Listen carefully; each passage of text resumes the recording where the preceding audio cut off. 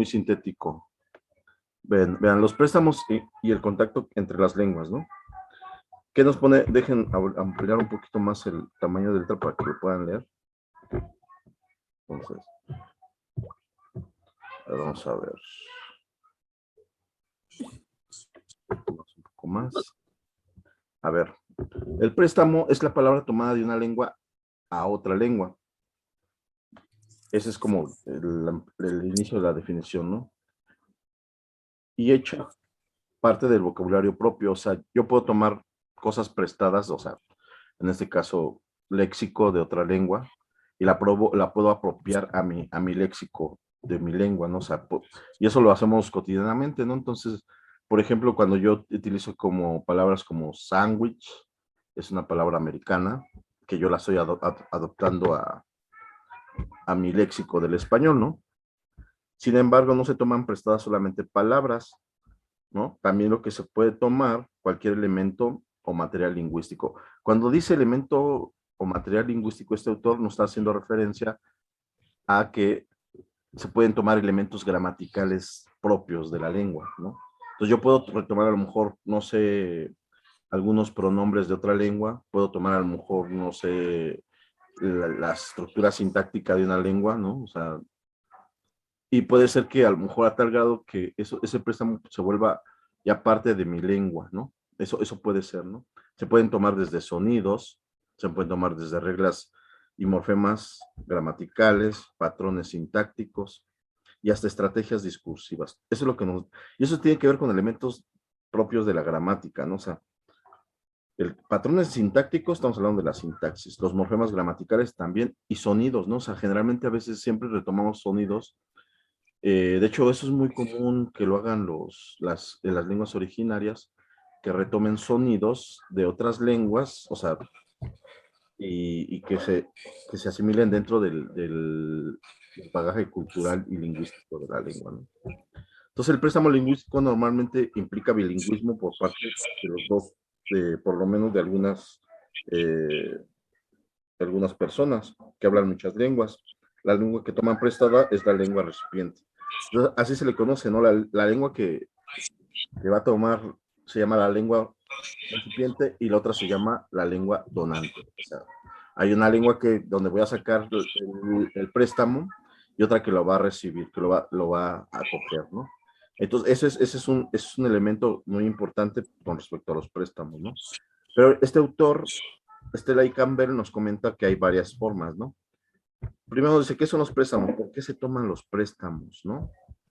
¿Y cuáles son los rasgos de la lengua que pueden ser tomados prestados y cómo se prestan y estos cómo se toman prestados, ¿no? ¿Cuáles son los métodos y criterios para determinar que algo es prestado, ¿no? Y para identificar que la lengua de origen, cuál es principalmente qué fue lo que se tomó como prestado, ¿no? También nos dice, ¿qué les pasa a las formas tomadas prestadas al entrar en una lengua recipiente? La lengua recipiente la va a adoptar de cierta manera, o sea, como toma el préstamo, lo va a adoptar y va a tener diferentes niveles de adopción. O sea, y también depende del autor, porque hay unos autores que dicen que el autor nos dice, puede haber un préstamo que va a ser totalmente asimilado de la lengua, ¿no? Entonces, que ya ni se va a ver si es préstamo o no, pero ya se asimiló tanto, entonces, pero ya cuando uno se empieza a hacer análisis histórico, ya se da cuenta que, este préstamo no es precisamente de la lengua, ¿no? O sea, es de otra lengua y que lo tomó prestado en algún momento histórico de la historia de la lengua, ¿no? Entonces, vamos a empezar con la primera pregunta que se hace este autor y nos dice que es el préstamo, ¿no? Y nos dice, el préstamo es una palabra que se ha tomado prestada de otra lengua. Y si la palabra originalmente no se encontró en el léxico de la lengua recipiente, sino fue adoptada, ¿no? Es lo que les digo, de alguna otra lengua y fue hecha parte del vocabulario de la lengua recipiente. O sea, ese es lo más básico, ¿no? Que nos comenta este. Entonces, podemos ver aquí unos ejemplos. Por ejemplo, en el inglés, pork significa carne de cerdo, ¿no? Y pork es puerco o carne de puerco. Y en el español nosotros utilizamos, vean, este préstamo fue influenciado al francés, ¿no?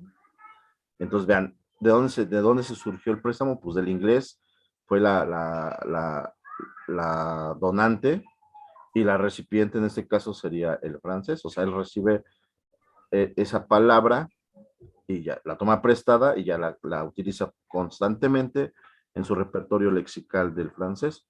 ¿Y nosotros qué hacemos también, no? Por ejemplo, bistec, decimos nosotros bistec, que viene de best steak. O sea que el inglés, ¿qué se llama? Esta palabra, nosotros la adoptamos a nuestro léxico del español y la adecuamos a ciertos sonidos propios del español, porque aquí hay unos sonidos muy específicos del inglés, y entonces aquí, aparte de que la adoptas, la modificas a tu realidad fonética o fonológica de la lengua, ¿no? Entonces eso es lo que hace este préstamo. En este caso, la donante fue el inglés y la recipiente fue el español, ¿sale? Y después tenemos una ojeada a la cocina. Por ejemplo, hay algunos préstamos que se dan dentro de las comidas, ¿no? Dentro de la cuestión, pues del campo semántico de la cocina, ¿no? O sea, donde vemos comida, ¿no? Por ejemplo, el aguacate es un préstamo que fue, la lengua donante sería el náhuatl y la lengua recipiente es el español. El náhuatl tiene aguacate, ¿no? Y pues ya se españolizó y diciéndolo aguacate, ¿sale? Por ejemplo, también el arroz es de una lengua que es del dabridiano, que es arroz o campo de arroz, y arusa es en el latín, ¿no? Aquí, en el griego, arusa. Y aquí todas estas fueron del proceso que se dio para llegar a decir que es arroz. Y nosotros lo manejamos como si fuera del español, pero pues realmente viene de otra lengua, o sea, vean, de latín, griego, o sea, de otras lenguas que se fueron convirtiendo hasta llegar a la palabra arroz, ¿no? Otra palabra que es tomada, prestada, o sea, es la donante en este caso de azúcar. Azúcar viene del árabe, ¿no? Pero ya es asimilada a un léxico del español y ya decimos azúcar, ¿no?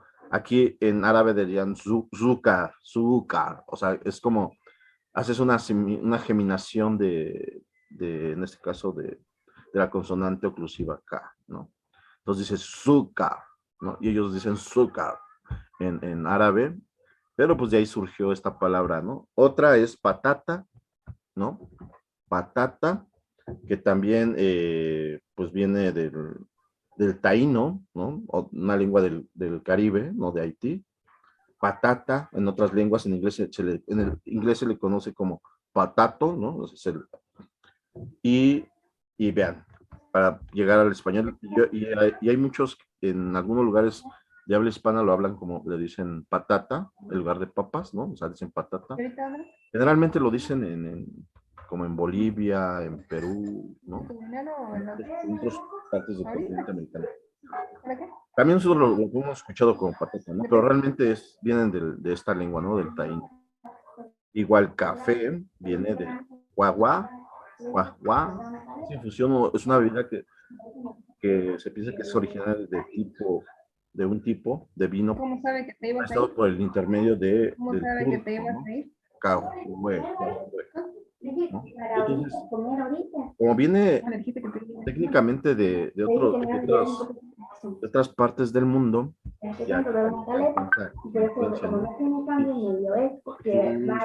micrófonos, por favor, sus micrófonos. Anaí, su micrófono.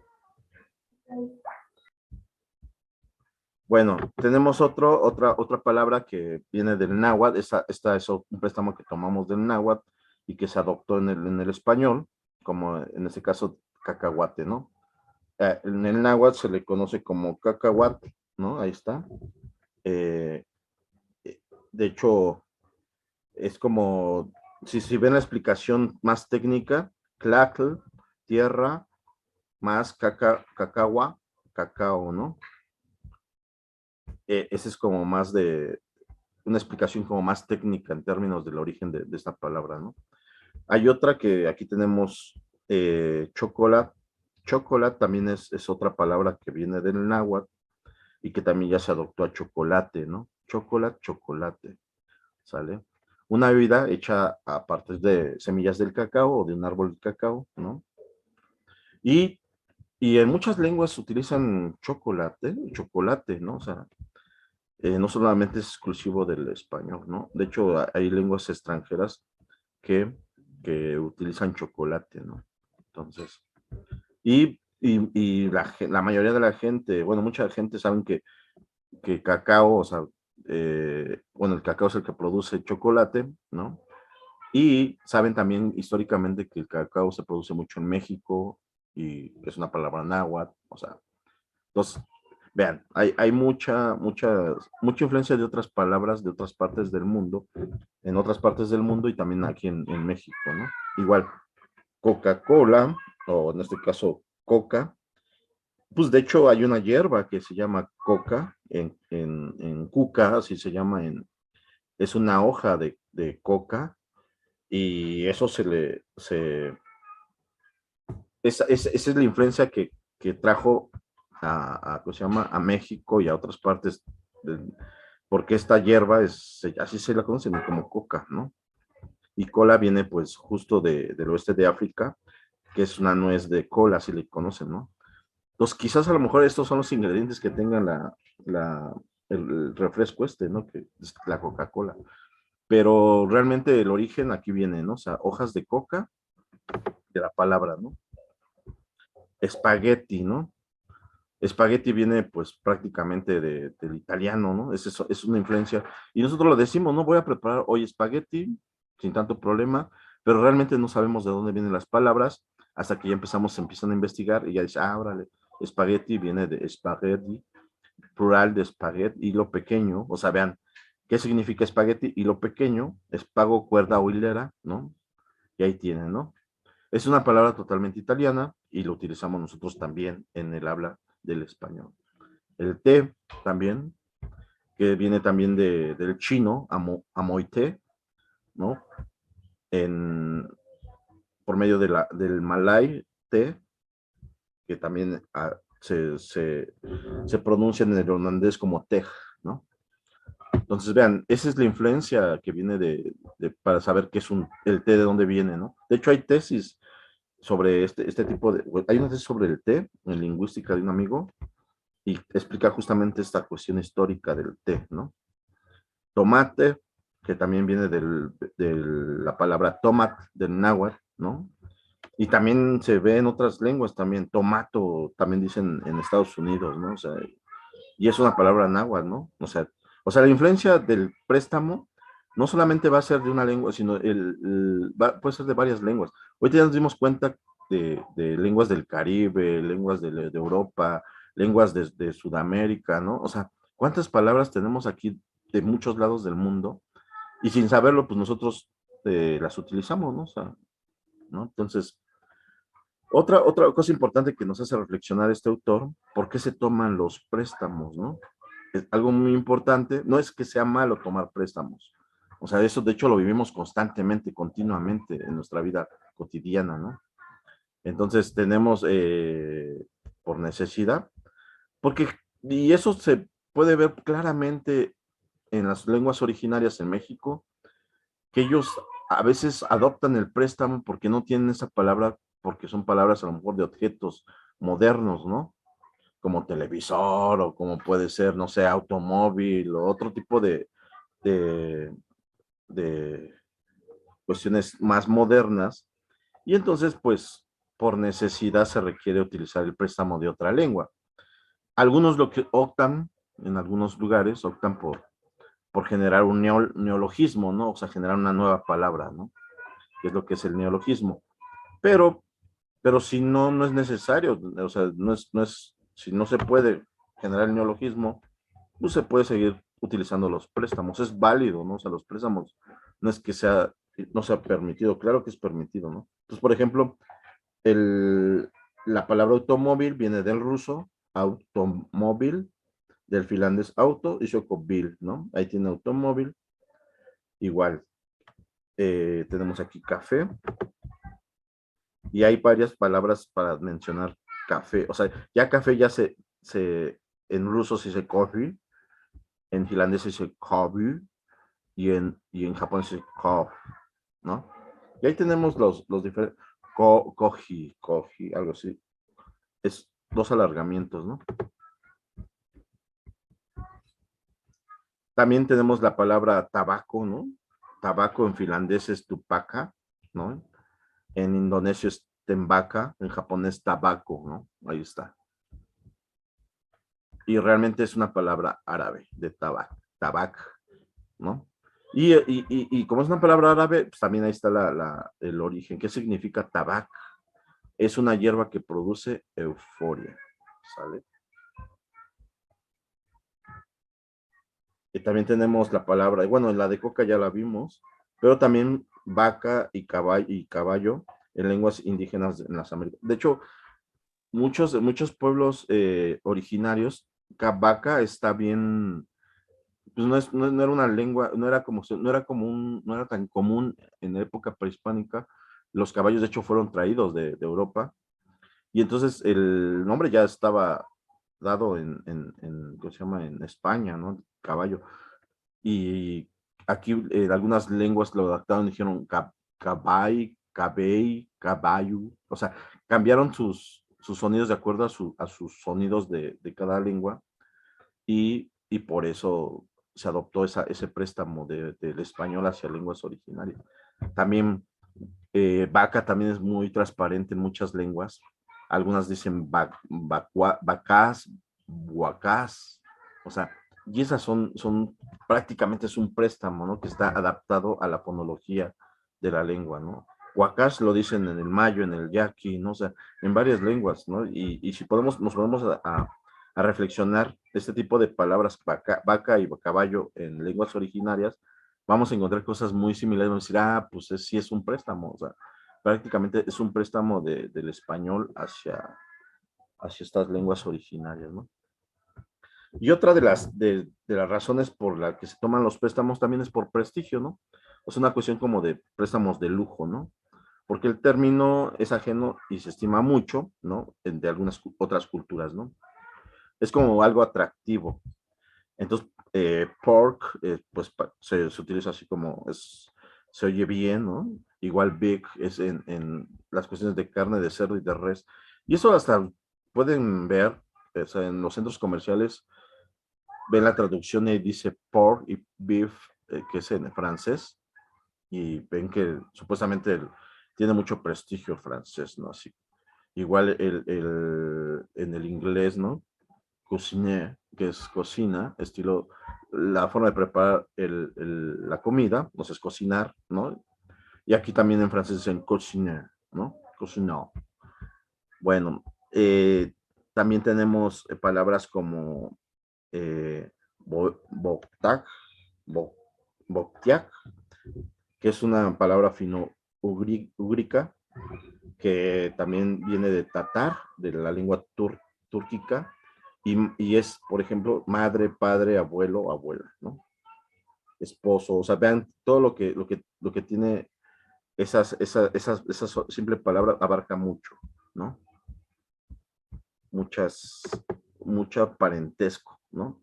Por ejemplo, en el irlandés, IT viene de madre, es IT, ¿no? Germano es I y A, y lo van rastreando, ¿no? Se lo van rastreando en términos de protolenguas al protogermano, o sea, es una lengua histórica, o sea, muy, muy antigua, el protogermánico, y ellos decían hija, decían tiar, ¿no? Y hermana decían César, ¿no? Y así. Y entonces así podemos empezar a reconstruir de dónde van saliendo las palabras, ¿no? También hay otra, por ejemplo, en razones de tipo despectivas. Pues más que despectivas, bueno, sí podría ser despectivo, pero por ejemplo, del francés hablar, que es jactarse o tratarse en este caso supuestamente en el francés significa tratarse de relacionarse con una mujer, ¿no? Y en el español es hablar, ¿no? Ahí está y en el irlandés Connie es un Rosin, o sea, un caballo sin valor, ¿no? O un caballo negativo, ¿no? De forma peyorativa, ¿no? ¿Cómo se toman los préstamos? Esto es muy importante porque es lo que les decía, adaptar los préstamos va a ser de acuerdo también a la cuestión fonética, ¿no? O sea, va a haber interferencia fonética porque ya los sonidos son ajenos y son cambiados para conformarse en los sonidos y con restricciones fonológicas de la lengua recipiente. O sea, se adaptan a la fonología de la lengua recipiente. O sea, los sonidos vienen de otras lenguas y esas lenguas pues tienen su particularidad de cómo suena esa palabra que se va a adoptar, ¿no? Entonces, pues generalmente lo que hace el préstamo es adaptarlo a su lengua. Entonces yo me acuerdo que en algunas veces les decía, lo que hacían es como mayalizar el léxico o mijetizar o como que adaptarlo de acuerdo a la fonología de cada una de las lenguas, ¿no? Y aquí hay unos ejemplos, ¿no? Por ejemplo, en la lengua popoluca, no popoluca, sino popoluca, es que dice, aquí hay un cambio, por ejemplo, de la L y de la R, o sea, de la vibrante y de la lateral. Cuando son reemplazadas en préstamos, por ejemplo, aquí tenemos para decir, ellos van a decir cruz, ¿no? Ellos no van a decir cruz en esta lengua como se escucha en el español. Ellos van a decir cunus, o sea, van a sustituir esta R por una, una N, una R por una N, ¿no? Y por ejemplo, si ellos van a decir mula, ellos no dicen mula, ellos dicen muna, o sea, van a sustituir esta que se llama, igual, esta L por esta N, ¿no? Y además van a ampliar el alargamiento de la primera vocal, ¿no? De mula, ¿sale? Igual para decir plato, pues van a decir lo mismo, siguen el mismo proceso. O sea, de hecho está bien portadito porque lo que están sustituyendo es prácticamente la N, la están convirtiendo bueno, ya sea L o R, se está convirtiendo en N, ¿no? Dependiendo de la palabra, ¿no? Entonces, eso es lo que hacen las lenguas. En este caso es una lengua originaria de aquí de México, pero también pasa lo mismo por ejemplo, en el finlandés, que ellos no tienen sonidos como B, D, G, y toman préstamos germánicos B, D, G, y fueron sustituidos por P, T, K. ¿Qué pasa esto? Pues lo que están haciendo es como, no tienes B, D, G, que B, D, G, o sea, son las oclusivas sonoras, entonces toman préstamos de otra lengua y las convierten en PTK, o sea, o sea, se convierten en las sordas, ¿no? O sea, en sonidos sordos, ¿no? Entonces ellos no pueden decir, por ejemplo, barba, ellos dicen parta, ¿no? ¿Ya vieron? Y no pueden decir gas, ellos dicen casu, ¿no?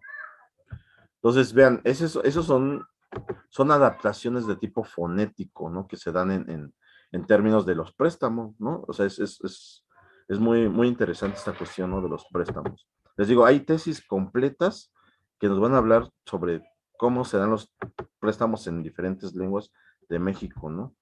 A mí es lo que me interesa un poco más, pero aquí está bien porque realmente es como conocer qué está pasando con otras lenguas, la influencia tanto del español con otras lenguas de la misma familia romance, ¿no? Tenemos en el finlandés, nos prestamos como este HB de coffee, que viene del sueco, ¿no? Coffee, que es bife, carne de res, ¿no? Y es nomás por el sonido, ¿no? Otro se le conoce también como acomodación, por ejemplo, en que los préstamos son modificados para conformar combinaciones fonológicas permitidas en la lengua recipiente, típicamente por la supresión, adición o recombinación de sonidos. O sea que como esta adopción la tienen que reacomodar o acomodar de acuerdo a la fonología o fonética de la lengua, ¿no? Entonces, en lenguas mayas, ¿no? Por ejemplo, ellos por ejemplo, la cruz, pueden decir Rus, ¿no? Por ejemplo, en el Chol, también pueden decir cruz, van a decir cruz, ¿no? Y también en el Tzotzil, o sea, como son lenguas mayas, ese préstamo a veces es como hasta muy universal en la zona, ¿no? Por ejemplo, porque en Chiapas podemos encontrar que hay tzoxiles, hay choles, hay setales, y si empezamos a investigar ese préstamo, pues ya se va compartiendo a las otras lenguas, ¿no? Pero realmente la van adaptando, o sea, no, porque ellos a lo mejor no tienen esta oclusiva, o sí la tienen, pero no la pueden utilizar al inicio de palabra, o sea, sería que investigar más allá de por qué no utilizan la oclusiva, ¿no? O en ese caso en la primera, ¿no? En Rus, y aquí por qué no utilizan el sonido vibrante, ¿no? Entonces, sí se observan varias cosas en este contacto, en este tipo de préstamo, ¿no? Por ejemplo, igual ya habíamos visto este de Kunus, y aquí en el francés, ellos dicen Ranska, que es para decir igual cruz, Risti, en el ruso dicen Christi, ¿no? Ruby. O sea, ese es como ya buscar desde dónde viene saliendo la palabra cruz, ¿no? En el ruso, en el sueco dicen krupp, la palabra cruz, ¿no? Y también hay otro proceso que también se le conoce como, luego, y este depende del autor, ¿no? El autor dice que hay un proceso de acomodación, y otros, les digo, otros autores manejan que hay préstamos asimilados, préstamos no asimilados, pero va a depender del autor, ¿no? Este autor dice que también, aparte de la acomodación, hay una difusión fonológica directa, ¿no? Y que puede ser por el contacto intenso largo, nuevos sonidos pueden entrar en la lengua, ¿no? Por ejemplo, hay sonidos que no tenía la lengua, por ejemplo, en inglés, esta C, esa fricativa alveolar sonora, no la tenía, ¿no? Pero a través del contacto con el francés, ya puede ser parte de su inventario fonológico de la lengua, ¿no? Es importante que en un futuro, o sea, nosotros no sabemos realmente qué ha pasado con las lenguas, por ejemplo, originarias en el término de los préstamos, pero a veces hay préstamos que no son tan claros y hay otros que ya se están perdiendo, ¿no? Decimos, pues prácticamente esta no era de aquí, pero necesitamos rastrear cómo se van dando los préstamos en cada una de las lenguas, ¿no? Por eso era importante que ustedes conocieran qué está pasando, ¿no? O sea, todo esto se da por el contacto, o sea, no es más que por contacto de una lengua que puede tener contacto con otra lengua, ¿no? Y puede ser por muchos factores, puede ser por migración, ¿no? Puede ser también por trabajo, puede ser, no sé, me acuerdo que cuando llegaron las lenguas mayas de Guatemala hacia México, lo que pasó fue que en época hubo una explosión de un volcán, y ese volcán pues hizo que todas las aldeas y las comunidades donde estaban ahí, pues que se fueran de esa zona y se fueron a la frontera de México y se fueron instalando en diferentes comunidades de Chiapas, donde está ahí la frontera, y pues ahí se fueron quedando, ¿no? O sea, y ahí empezaron a aprender español, pero ya venían muchos con lenguas originarias. Entonces imagínense la influencia del español, pero además no solamente había español en Chiapas, en Chiapas hay una diversidad de lenguas originarias de ahí, que también influían a las lenguas de Chiapas mayas, ¿no? Entonces, pues hay muchos factores, o sea, eso fue un factor que tuvieron que invadir México por cuestiones de que explotó un volcán, ¿no? Pero otros se van a migrar porque, pues, por cuestiones de trabajo, por cuestiones de estudio, por muchos factores, ¿no? Que puede pasar. O alguien que, por ejemplo, que se dedique al comercio y que viaja a muchos lados, va retomando información de otros lados y pues de ahí va aprendiendo, ¿no? Y lo va compartiendo lo que va aprendiendo y lo va enseñando, ¿no? Entonces también puede ser también por ahí, o sea, hay muchas formas de cómo obtener esos préstamos, ¿no? Generalmente siempre es por cuestiones de migración. De hecho, la chica que hizo esta tesis de Mazahua, es contacto de español con Mazahua, ella decía, es que mucho del contacto que tenemos del español es que nosotros nos vamos, o sea, mis papás, mis tíos, mucha familia se van a migrar y a trabajar generalmente a la Ciudad de México.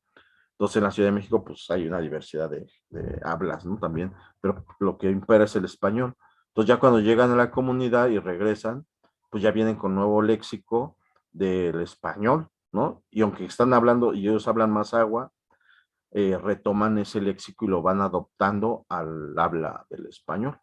Entonces, pero ese es un proceso natural, o sea, que se da, ¿no? Y no se está diciendo que esté mal, sino simplemente que se está dando en las lenguas, ¿no? Por ejemplo, aquí igual aquí esa palabra de cocodrilo es de cocotili, que es del finlandés, cocodrilo, del sueco cocodoli, comuna, aquí es corona, ¿no?